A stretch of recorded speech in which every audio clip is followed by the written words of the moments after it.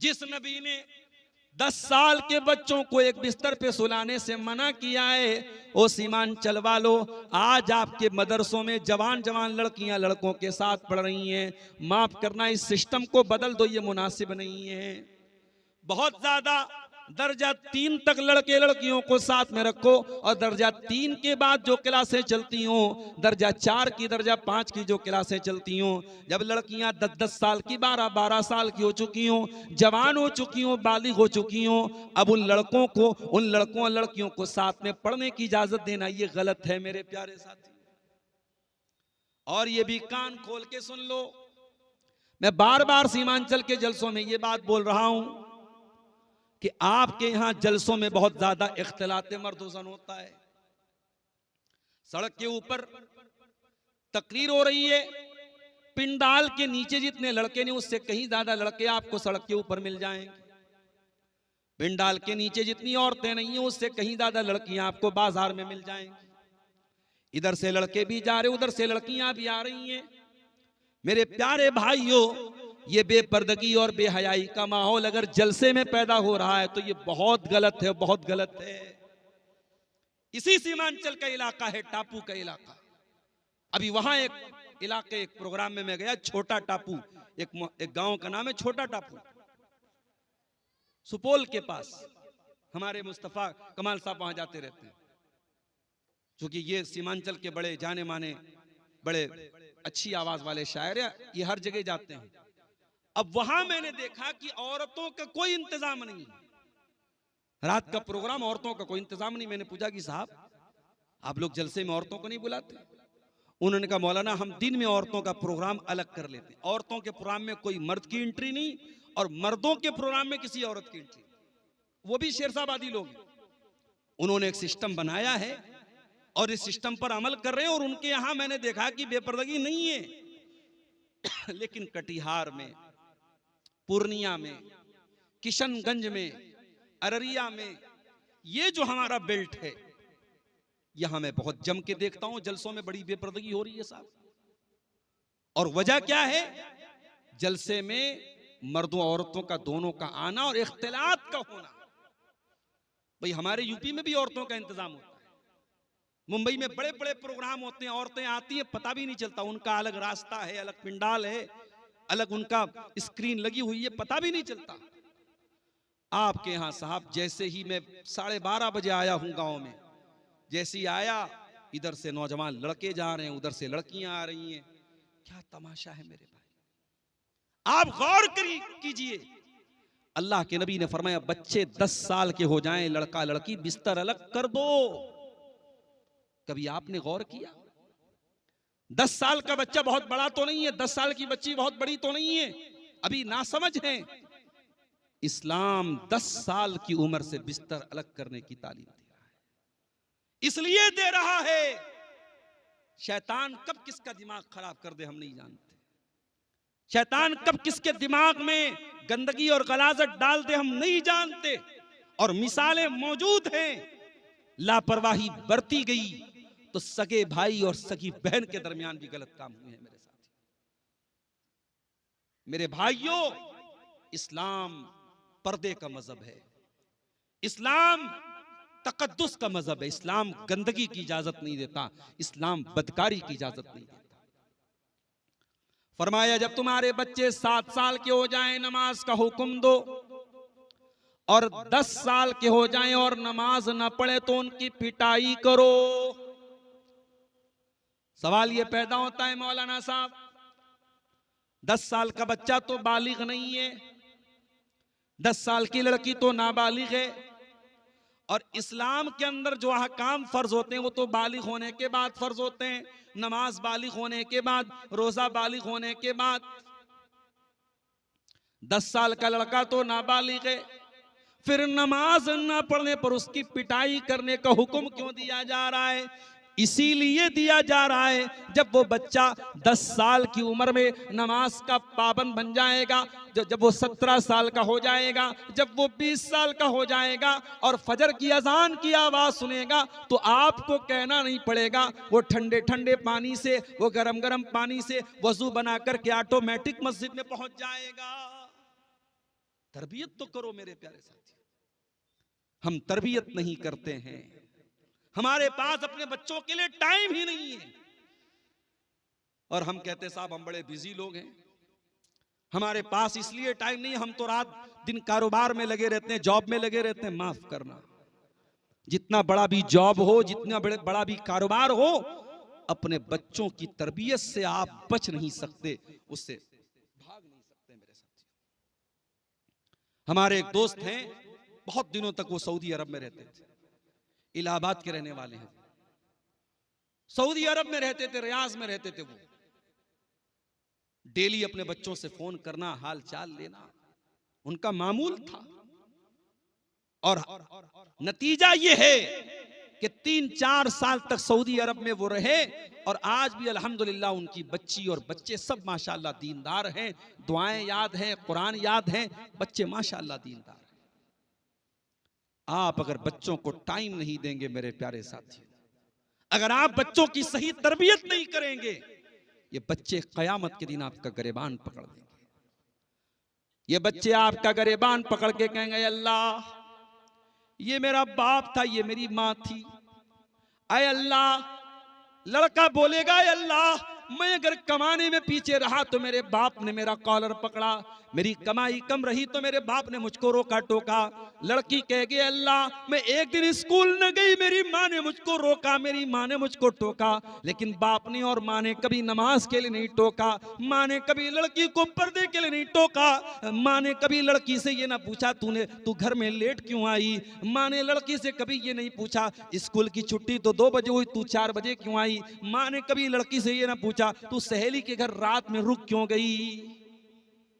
ये तरबियत आपकी जिम्मेदारी है मेरे प्यारे साथी। हजरत लुकमान को देखो, वो भी तो एक बाप है, अपने बच्चे को नसीहत करते हैं, और लुकमान की ये नसीहत इतनी कीमती होती है कि अल्लाह ताला कुरान में हजरत लुकमान की नसीहतों को बयान करता है। हजरत लुकमान अपने बच्चे से कहते हैं या बुनैया ला तुशरिक बिल्लाह इन्न शिर्क लजुल्मुन अज़ीम। ऐ मेरे बच्चे तू अल्लाह के साथ कभी शिर्क न करना।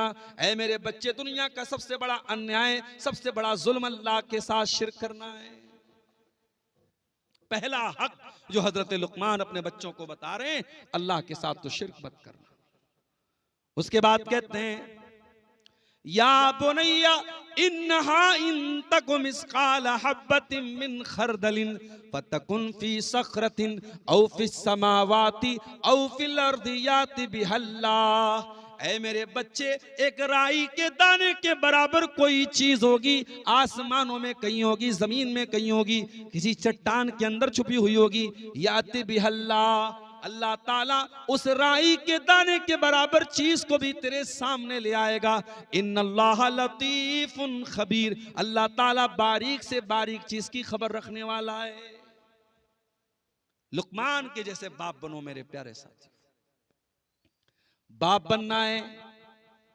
हजरत अब्दुल्ला बिन मसूद को देखो, रात में तहज्जुद की नमाज पढ़ रहे हैं और सूरह कहफ की तिलावत कर रहे हैं, और सूरह कहफ पढ़ते पढ़ते अब्दुल्ला बिन मसूद इस आयत पर पहुंचते हैं।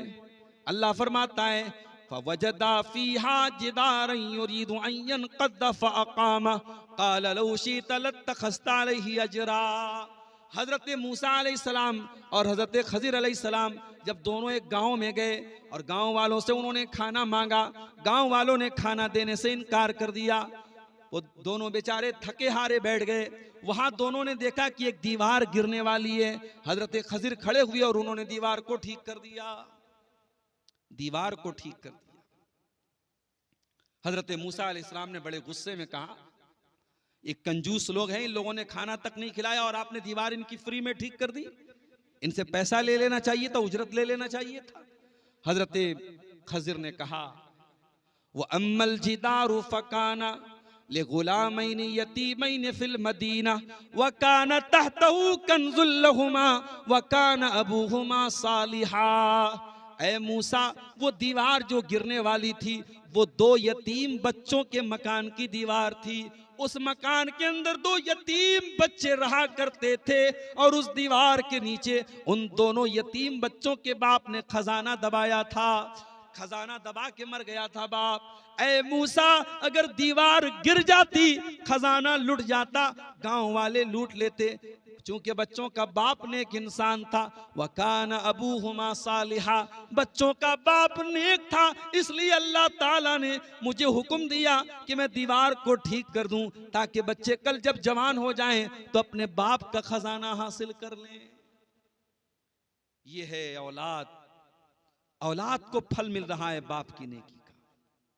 जो बाप नेक होगा वो जायदाद बना के जाए चाहे ना जाए, वो बैंक में बैलेंस छोड़ के जाए या ना जाए, वो जमीनें और जायदादें छोड़ के जाए चाहे ना जाए, अगर बाप नेक है उसकी नेकी का फल उसके बच्चों को जरूर मिलेगा। मेरे प्यारे साथी, हजरत अब्दुल्लाह बिन मसूद कुरान की यही आयत पढ़ रहे थे।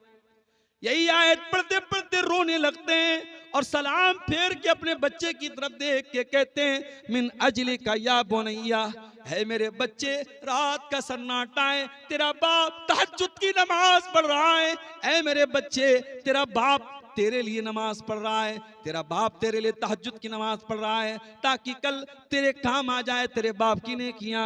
ऐ मेरे बच्चे देख, मूसा अलैहिस्सलाम के दौर में बच्चों को उनके माँ बाप की नेकी काम आई। ऐ मेरे बच्चे, तेरा बाप तेरे लिए इतनी मेहनत कर रहा है। हम और आप जब तक नेक नहीं बनेंगे, हमारे बच्चों की दुनिया नहीं बन सकती। मेरे प्यारे साथी, हम और आप अपने बच्चों से बहुत प्यार करते हैं। हम कहीं अच्छी जगह घूमने जाते हैं, बच्चों को लेके जाते हैं, किसी अच्छे होटल का खाना खाते हैं, बच्चों को सोचते बच्चों को भी खिला दें हम। छोटे छोटे बच्चे हमारे होते हैं तो वो और ज्यादा हमें अजीज होते हैं। कि हम नहीं चाहेंगे कि हम अपने बच्चों को जन्नत में भी लेके जाएं? अगर हम चाहते हैं कि अपने बच्चों को जन्नत में लेके जाएं तो हमें अपने बच्चों की अच्छी तरबियत करनी पड़ेगी। मेरे प्यारे, कुरान कहता है, वल्लज़ीना आमनू वत्तबअतहुम ज़ुर्रिय्यतुहुम बिईमानिन अलहक़ना बिहिम ज़ुर्रिय्यतहुम वमा अलतनाहुम मिन अमलिहिम मिन शै। जो ईमान वाले हों और उनकी औलाद भी उनके नक्शे कदम पे चलने वाली हो, औलाद भी उनके पीछे पीछे चलने वाली हो, तो अल्लाह फरमाता है हम माँ बाप को भी जन्नत में दाखिल करेंगे और औलाद को भी जन्नत में दाखिल करेंगे। हम विद फैमिली, परिवार के साथ उनको जन्नत में दाखिल करेंगे। दुआ करो मेरे प्यारे साथियों कि अल्लाह हम सबको परिवार के साथ जन्नत में दाखिल करे। नबियों ने परिवार के साथ जन्नत में जाने की दुआएं मांगी। हजरत इब्राहिम अलैहिस्सलाम दुआ करते हैं, रब्बि जअलनी मुकीमस्सलाति व मिन ज़ुर्रियती रब्बना व तक़ब्बल दुआ। परवरदिगार, तू मुझे भी नमाज कायम करने वाला बना और मेरी औलाद को भी नमाज कायम करने वाला बना।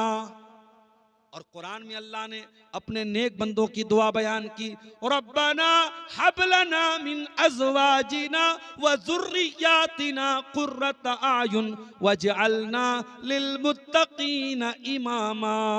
ऐ परवरदिगार, हमारे बीवी बच्चों को हमारी आंखों की ठंडक बना दे और हमें मुत्तकियों का इमाम बना दे। औलाद की तरबियत करो मेरे प्यारे साथी, ये हक है औलाद का आपके ऊपर। गर्दन पकड़ लेगी आपकी औलाद अगर आपने उसका हक अदा नहीं किया।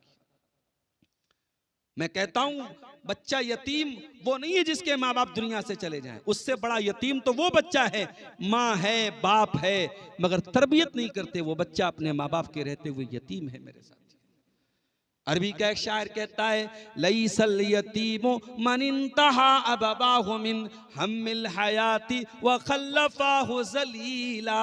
अरे यतीम वो नहीं है जिसके माँ बाप उसको छोड़ के चले गए हों। इन्नल यतीम हुवल्लज़ी तल्का लहू उम्मन तखल्लत व बम मशगूला। अरे यतीम तो वो बच्चा है जिसकी माँ के पास उसके लिए टाइम नहीं, जिसके बाप के पास उसके लिए फुर्सत नहीं। समाज की इस्लाह अगर करना है मेरे प्यारे साथियों, हमें अपनी औलाद की तरबियत पर ध्यान देना पड़ेगा। अपनी औलाद के अंदर यह तसव्वुर पैदा करना पड़ेगा, अल्लाह देख रहा है। और जब तक यह तसव्वुर नहीं पैदा होगा, समाज से करप्शन नहीं खत्म हो सकता, समाज से बुराइयां नहीं खत्म हो सकती। कुरान का 30वां पारा उठाओ, अल्लाह फरमाता है, वैलुल लिल मुतफ्फिफीन अल्लज़ीना इज़ा क़्तालू अलन नासी यस्तौफून। बर्बादी है, वैल है, जहन्नम है नाप तौल में कमी करने वालों के लिए। अल्लज़ीना इज़ा क़्तालू अलन नासी यस्तौफून, जब वो सामान लेने जाते हैं तो पूरा पूरा तौल करके लेते हैं। वइज़ा कालूहुम औ वज़नूहुम युक्सिरून, और जब सामान तौल के देते हैं, जब सामान देने की बारी आती है तो डंडी मारते हैं। अला यज़ुन्नु उलाइका अन्नहुम मबऊसून लियौमिन अज़ीम यौम यक़ूमुन नासु लिरब्बिल आलमीन। क्या ये नहीं जानते कि एक दिन क़यामत आने वाली है और इनको अल्लाह के सामने जवाब देना है। अल्लाह की अदालत लगेगी मेरे प्यारे साथी, और अल्लाह की अदालत में कोई भेदभाव नहीं होगा, कोई डिस्क्रिमिनेशन नहीं होगा, कोई अन्याय नहीं होगा। अल्लाह की अदालत में कोई पावर नहीं चलेगा, कोई सोर्स नहीं चलेगा। दुनिया में कहीं मंत्रियों का सोर्स है, कहीं अधिकारियों का सोर्स है, कयामत के दिन किसी को कोई सोर्स नहीं चलेगा। इसीलिए जब हम सूरह फातिहा पढ़ते हैं हम क्या कहते हैं?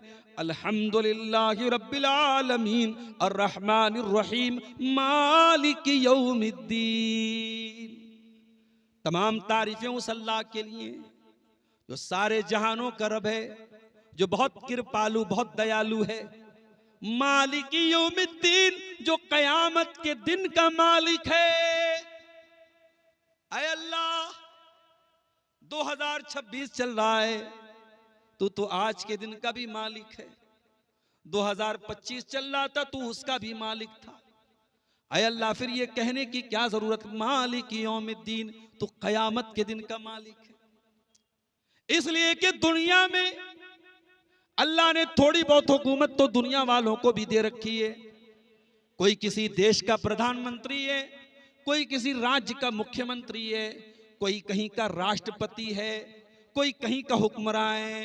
दुनिया में तो थोड़ा बहुत पावर अल्लाह ताला ने अपने बंदों को दे रखा है, मगर कयामत के दिन अल्लाह ताला किसी के हाथ में कोई पावर नहीं देगा।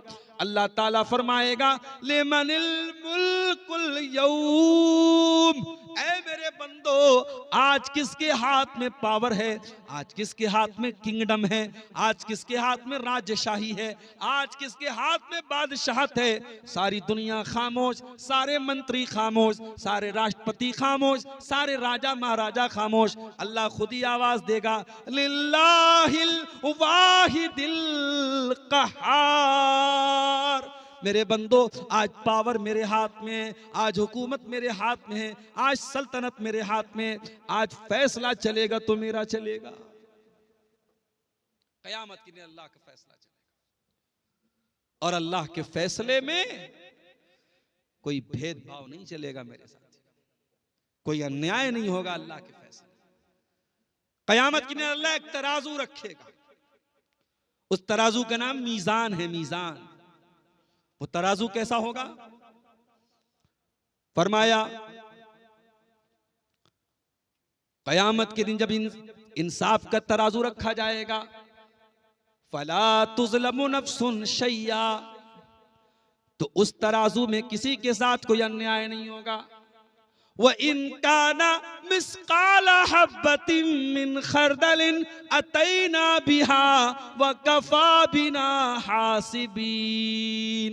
मेरे बंदो, एक राई के दाने के बराबर भी तुम्हारा कोई अमल होगा, अल्लाह के तराजू पर सामने आ जाएगा। अल्लाह जब हिसाब लेगा तो पूरा पूरा हिसाब लेगा।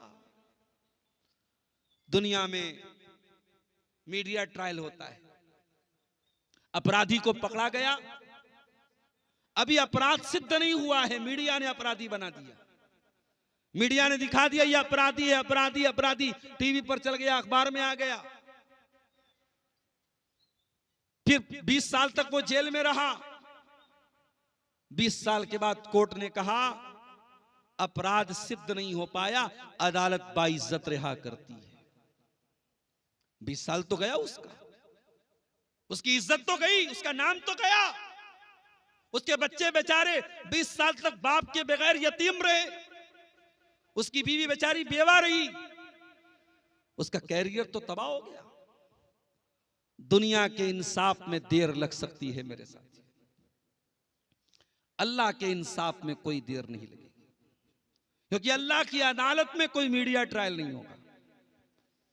अल्लाह की अदालत में डायरेक्ट अपराध है तो सामने आएगा, अच्छा काम किया वो भी सामने आ जाएगा, बुरा काम किया वो भी सामने आ जाएगा। वमन यामल मिस्काल ज़र्रतिन खैरन यरा वमन यामल मिस्काल ज़र्रतिन